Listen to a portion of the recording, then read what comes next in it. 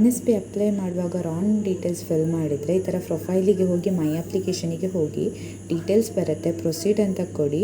ಅಲ್ಲಿ withdraw application option ಮೇಲೆ click ಮಾಡಿ. ಸೊ ಡೀಟೇಲ್ಸ್ ಬರುತ್ತೆ, ಯಾವುದಕ್ಕೆ ವಿಡ್ರಾ ಮಾಡ್ತಿದ್ದೀರಿ ಕೇಳುತ್ತೆ.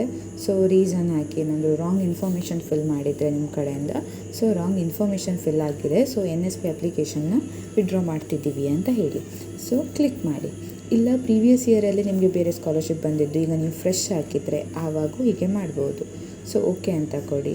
ಸೊ ವಿಡ್ರಾ ಅದು ನೀವು ಯಾವ ನಂಬರ್ ಲಿಂಕ್ ಇದೆ ಆ ನಂಬರಿಗೆ ಒಂದು OTP ಹೋಗುತ್ತೆ NSP.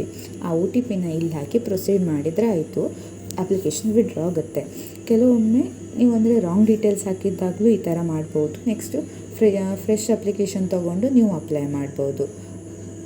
ಸಕ್ಸಸ್ಫುಲಿ ವಿಡ್ರಾ ಆಗಿದೆ. ಸೊ ಇವಾಗ ಈ ಸ್ಟೂಡೆಂಟ್ ಇದೇನಾಗಿದೆ, ಪ್ರೀವಿಯಸ್ ಇಯರ್ ಬೇರೆ ಇತ್ತು ಅಪ್ಲಿಕೇಶನ್, ಸೊ ಇವಾಗ ಫ್ರೆಶ್ ಹಾಕಿದ್ದು.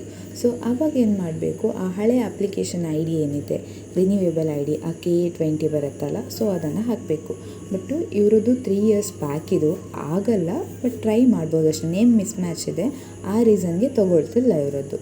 ಸೊ ಸಬ್ಮಿಟ್ ಅಂತ ಕೊಡಿ. ಸೊ ಇವರದ್ದು ರಿನ್ಯೂವಲ್ ಅಪ್ಲಿಕೇಶನ್ ನಾಟ್ ವ್ಯಾಲಿಡ್ ಬರ್ತಾ ಇದೆ, ಅಂದರೆ ನೇಮ್ ಮಿಸ್ ಮ್ಯಾಚ್ ಇದೆ ಇವರದ್ದು, ಆ ರೀಸನ್ಗೆ ತೊಗೊಳ್ತಾ ಇಲ್ಲ.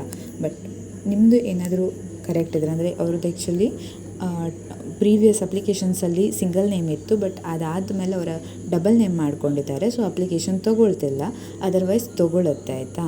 ಸೊ ಈ ಥರ ನೀವು ನಿಮ್ಮ ಹಳೆ ಪ್ರೀವಿಯಸ್ ID ಲಿಂಕ್ ಮಾಡಿ ರಿನ್ಯೂವಲ್ಗೆ ಅಪ್ಲೈ ಮಾಡ್ಬೋದು.